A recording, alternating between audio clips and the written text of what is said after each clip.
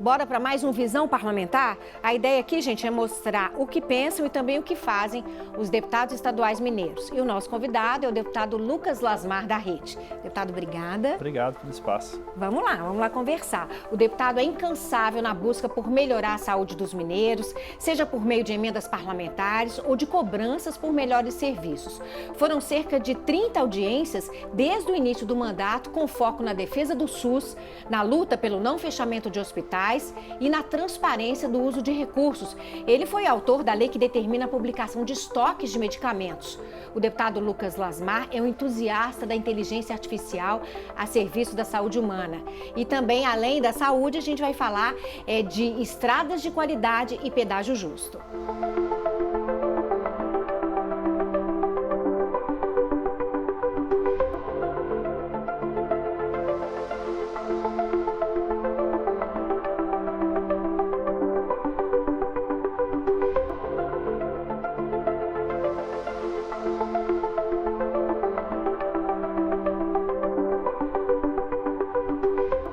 Deputado, então, obrigada de novo por estar aqui com a gente. É um mandato bastante robusto, né? A gente tem mais de 30 audiências públicas que o deputado pediu, que o deputado coordenou, de assuntos importantíssimos para a saúde da população mineira, né? Sem dúvida, principalmente a questão do SUS-FASO, que são o sistema de transferências hospitalares que rege todo o estado de Minas Gerais.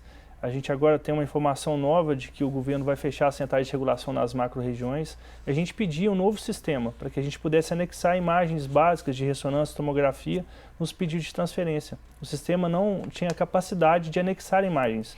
Só para a gente entender, essas centrais reguladoras são as coordenadoras de todos os atendimentos do SUS aos pacientes mineiros, é isso? Sim, onde estão os médicos reguladores e os operadores que permitem as transferências. Quando a pessoa está num hospital que não tem aquela especialidade que ela precisa, uma neurocirurgia, uma ortopedia de alta complexidade, então precisa transferir. Então o hospital cadastra, a central autoriza para que aquele paciente chegue lá. E o governo terminou com as centrais, ou quer terminar, não sei, com as centrais do interior para ficar tudo concentrado num lugar só. Aí eles querem fechar essas centrais nas macro-regiões e fazer uma central única. A gente vê isso um prejuízo muito grande, porque os médicos reguladores, os operadores vão ficar distantes dos prefeitos, dos secretários municipais de saúde e principalmente dos hospitais e da superintendência regional de saúde que cada macro tem, onde discute toda a política e a rede de assistência. Então, dentro dessas centrais tem um sistema que a gente chama de SUS-FASO, que a gente pediu a modernização. Na hora que o governo anuncia a modernização, que tem até inteligência artificial, eles anunciam o fechamento das centrais. Então, o que era para ser comemorado virou um retrocesso no SUS. Mais uma demanda aí que o deputado fez, inclusive, audiência pública a respeito, né? Sem dúvida.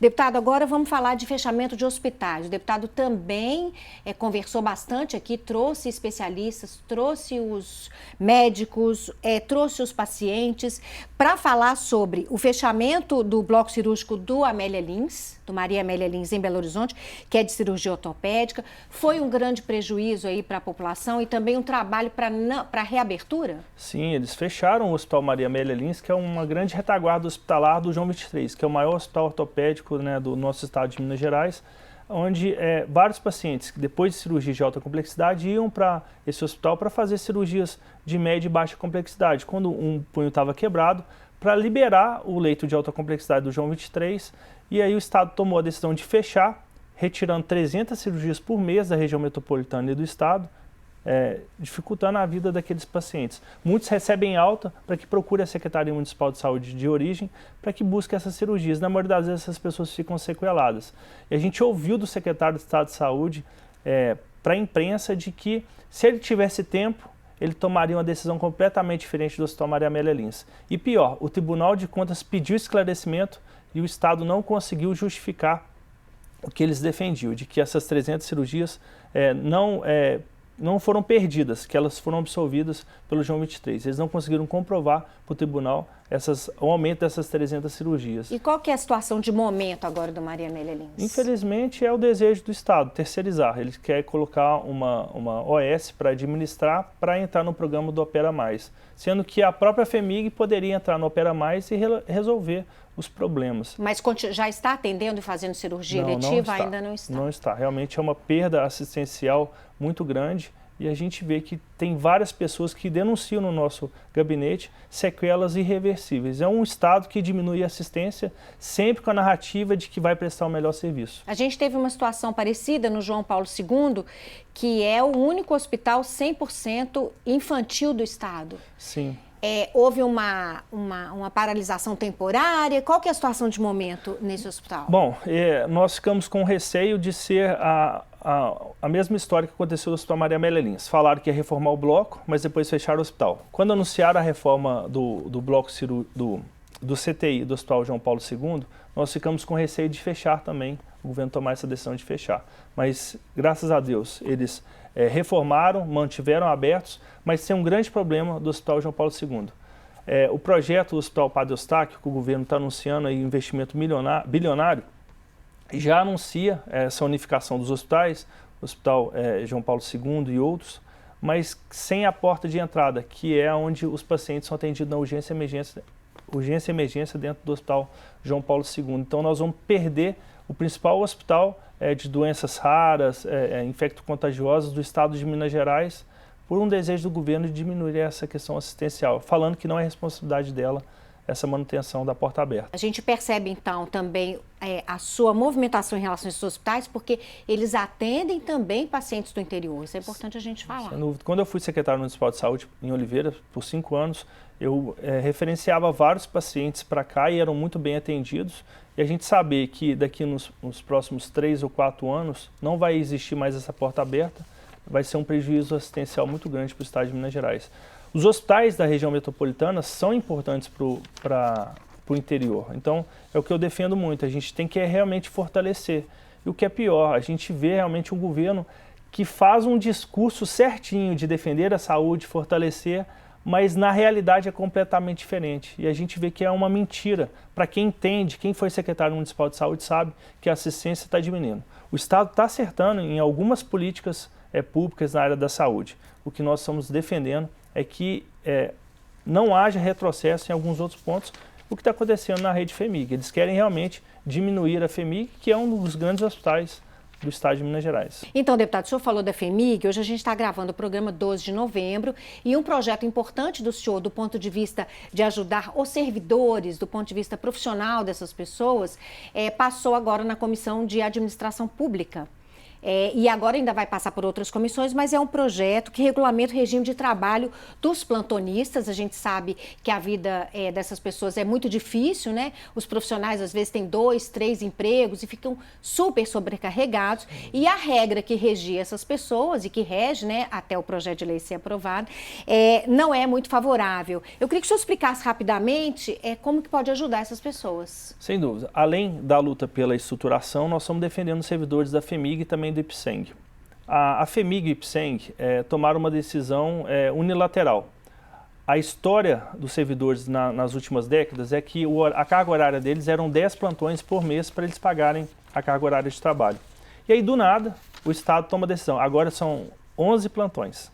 Então, aumentou um plantão sem aumentar a remuneração dos servidores e que eles estão há anos sem receber reajustes inflacionários. Então, aumenta um plantão, eles não podem fazer o outro serviço que já está incluído no orçamento deles, né? Isso, então dificultando a vida deles. Então, e pior, a forma que o plantão da Força de Segurança, os plantonistas da Força de Segurança e também do Hemominas são 10 plantões, não são 11. Então, a gente vê que o governo, para alguns é de uma forma, para outros é diferente. Então, a gente apresentou um projeto de lei para a gente normatizar isso, definir o que é plantão, horário de descanso, horário do almoço, porque cada hospital define de um jeito, dificultando a vida desses plantonistas, e a gente quer trazer uma normatização e trazer tranquilidade a esses profissionais. Já não estão sendo valorizados com reajuste, agora aumenta a carga horária e ficam aí nesse limbo que o governo quer.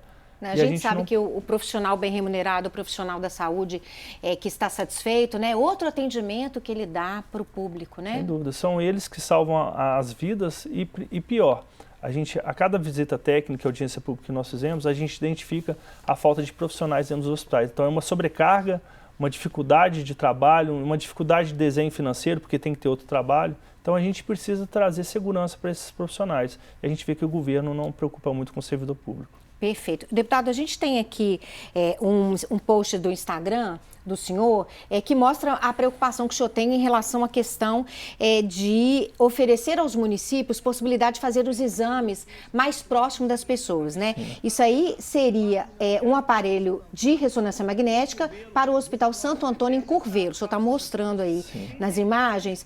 Em que medida esse equipamento vai melhorar aí a saúde das pessoas que moram em Curvelo e região? Essa é uma grande conquista do nosso mandato. Eu falo que todo deputado defende a saúde no ano de eleição, mas quando chega aqui são poucos que realmente fazem que destinam emendas parlamentares para isso. Emendas, né? E também a legislação, através de projeto de lei. Esse foi um investimento de 4 milhões de reais, é uma ressonância magnética de última geração. Lá em Curvelo, uma cidade de 80 mil habitantes, não tem um aparelho desse pelo SUS. Então ele vai ser 100% SUS, vai atender... ele vai ser filantrópico, na verdade, né? 60% SUS, 40% particular, mas ali vai facilitar as pessoas a ter esse exame tão importante. Tanto quem está hospitalizado, quem também vai precisar fazer o exame de forma ambulatorial. Então eu tenho certeza que isso aí vai fazer a diferença na região, um desenvolvimento para o hospital. E o mais importante, ele já tem inteligência artificial. O exame é feito em 8 minutos. Uma ressonância normal demora em torno de 30 a 40 minutos para ser feito. Então, a gente vai ter mais efetividade, mais agilidade para fazer com a mesma despesa que teria que ter, né? Porque nós temos que ter técnico de imagem, enfim, todo uma equipe para rodar esse aparelho tão importante. Que ótimo, deputado. O senhor falou em inteligência artificial, o deputado é entusiasta aí da inteligência artificial a favor da saúde humana. E a gente não pode fechar os olhos para a tecnologia, para o que está vindo aí, que já vem ajudando muito e pode ajudar muito mais, né? O deputado tem um projeto de lei sobre inteligência artificial na saúde. Seria o uso da inteligência artificial para análise de dados e prontuários. Já existe algum lugar que já tem esse uso dessa tecnologia? Muitos hospitais já estão utilizando isso para dispensação de medicamentos e também a análise do banco de dados que eles têm. A Santa Casa de Belo Horizonte já conseguiu fazer economias milionárias com essa implantação e a gente quer fazer isso. Mas como é que funciona assim para o público leigo? É difícil a gente entender às vezes? Vamos lá. A pessoa foi na atenção básica, no PSF. Aí tem os dados dele lá dos últimos 15 anos de atendimento. Essas informações elas não são unificadas para que possa orientar o médico a fazer uma prescrição de uma doença ou um histórico que a pessoa tem de hipertensão, diabetes, enfim, qualquer outro tipo de doença. Então a ideia é que seja tudo unificado, PSF, centro de especialidades, pronto atendimentos municipais e também hospitais, para que essa informação seja utilizada a favor dos profissionais de saúde. Por exemplo, e do paciente. A mãe teve câncer, o pai teve câncer de próstata, a mãe de mama. Então, essa informação o médico não tem, mas ela está no sistema do SUS. Então, a gente queria unificar isso. Lembrando, nós defendemos a inteligência artificial, mas nós não defendemos que seja afastado o ser humano que opera a saúde pública. Então, a gente quer utilizar isso como uma forma de suporte. A gente precisa pegar todas essas informações para elaborar políticas públicas e facilitar a vida dos profissionais. O deputado também foi autor de uma proposta de emenda à Constituição que virou lei, né? Foi um dos autores, e que permite que os deputados enviem emendas parlamentares em anos eleitorais. E a gente estava conversando antes de começar aqui que 2024 foi ano eleitoral. Se não tivesse sido aprovada essa emenda, essa lei, muitos hospitais ficariam em situação perigosa, né? Sim, sem dúvida. Nós temos dados que em torno de 60%, 70% dos hospitais filantrópicos de Minas Gerais têm dívidas milionárias, então as emendas vêm para complementar e manter os hospitais funcionando. E a legislação anterior, na minha visão, ela era burra. Não permitia deputado mandar emenda parlamentar para o hospital em ano eleitoral. Como assim? Então o hospital não precisa de apoio em ano eleitoral? Então a gente apresentou uma PEC junto com o Alex Santiago, eu escrevi junto com ele, nós reunimos, e aí a gente conseguiu aprovar. Só em 2024 foram mais de 70 milhões de reais que deputados aqui da casa enviaram para Santas Casas, salvando milhares de vidas. E o mais interessante, nós não sabemos quem são essas pessoas. Então, esse é o ideal, a gente fazer com que o SUS funcione para todos. E para todos, né, deputado? Não só, né, o deputado é de uma determinada região, mas, assim, essas medidas atendem o Estado como um todo, né? Para todos. Deputado, vamos mudar um pouquinho só de assunto, sair da saúde aqui, para falar de uma outra demanda do deputado, que é se dar estradas de qualidade e pedágio justo. A gente vai mostrar aqui umas imagens que a assessoria do senhor nos passou, que são trechos da BR-040, próxima à cidade de Felixlândia, Três Marias e Curvelo.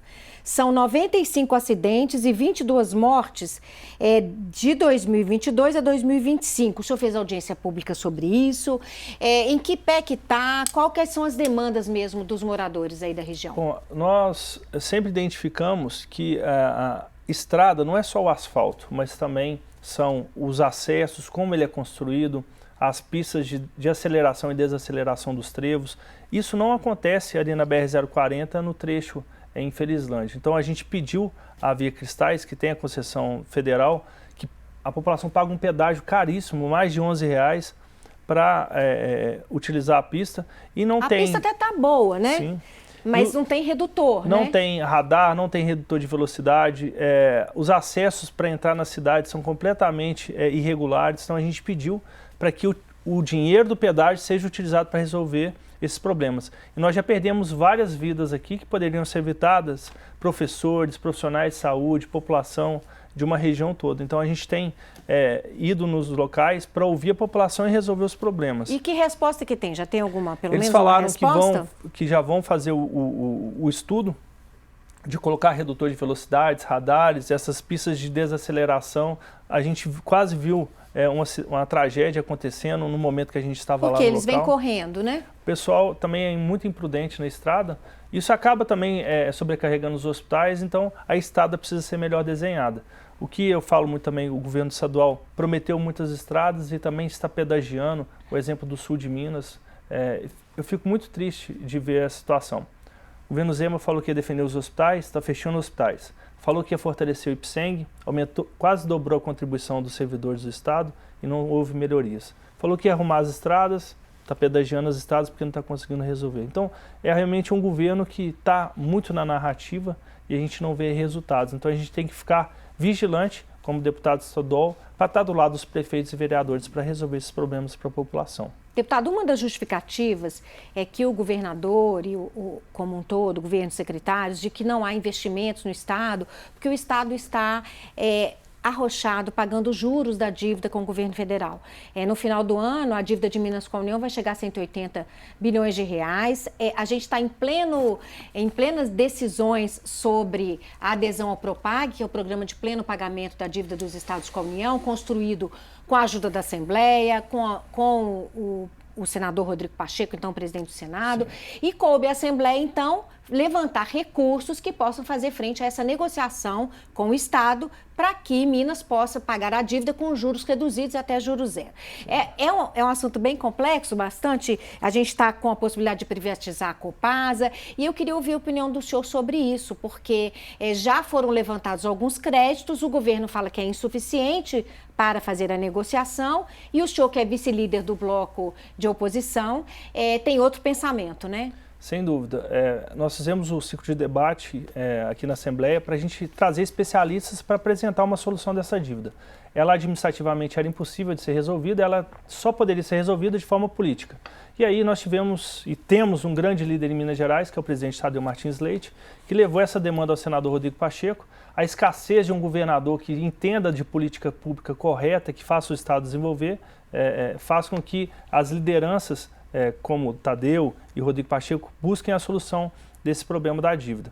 Aí foi aprovado no Senado um projeto de lei que traz uma redução dos juros com adesão ao PROPAG, que é muito melhor do que o regime de recuperação fiscal, que congelaria o salário dos servidores aí por mais de 9 anos.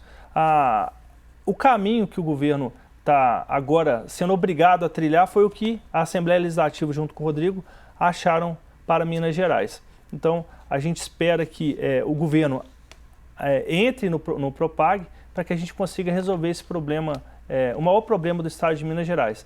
Mas o governo não pode falar que não conseguiu investir porque estava pagando dívida, porque ele nunca pagou essa dívida nos últimos anos, ele começou a pagar ela de forma mais incisiva este ano, porque ele negligenciou essa dívida desde o início do seu mandato. Falou que Minas Gerais estava nos trilhos e não está. Agora justifica que precisa do Propag, prorrogar a dívida, porque senão ele não consegue nem pagar os servidores. Por isso que eu falo muito que o tempo, na maioria das vezes, é adversário de políticos que fazem discursos vazios. Então o governo está tendo que se justificar agora de uma dívida que ele mesmo negligenciou, se diz herdeiro, mas ele é protagonista. Ele aumentou em 50% essa dívida, que estão chegando na casa de 200 bilhões de reais. Mas e as soluções, deputado? Já foram aprovados aqui na casa a sessão da federalização da Codemig, da Codenge, Codemig responsável pelo Unióbio lá de Araxá, créditos tributários, créditos previdenciários, imóveis que o governador também está querendo, é outra polêmica, mas enfim,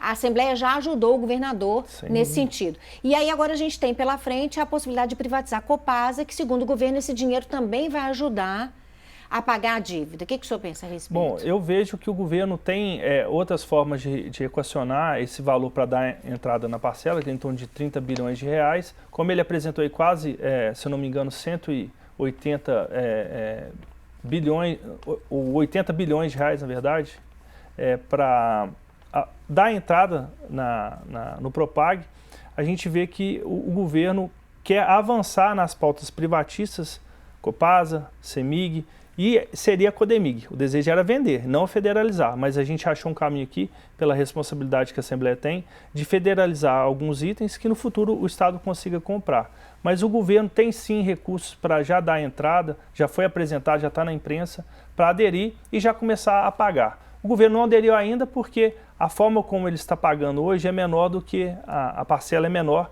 do que a do Propag. Então ele vai ganhando tempo, é o que ele fez desde o início do mandato, ganhar tempo. E aí ele deseja, já está na imprensa, quer vender a CEMIG também. Mas se Deus quiser, a Assembleia não vai permitir isso. Pois é, se você quiser acompanhar, a gente está em pleno processo aí do levantamento desses recursos, né, para o governo. Então, assista a TV Assembleia, no portal da Assembleia também. Nas redes sociais dos parlamentares também tem bastante coisa sobre isso. Deputado, a gente falou aqui bastante no programa, já estamos indo para o final, sobre a questão dos pacientes do interior que precisam se deslocar para Belo Horizonte, precisam se deslocar para as regionais, né, os hospitais regionais mais próximos. E o senhor é autor de uma proposta de emenda à Constituição, de uma mudança na Constituição, que garante o transporte de pacientes entre os municípios mineiros. Sim. Eu queria que o senhor falasse um pouquinho como que é esse transporte hoje, se é precário, como que as pessoas se viram e por que essa proposta de emenda à Constituição vai ajudar. Não existe legislação que obriga os prefeitos e secretários municipais de saúde de buscar paciente que já recebeu alta nos hospitais em todo o estado de Minas Gerais, por exemplo.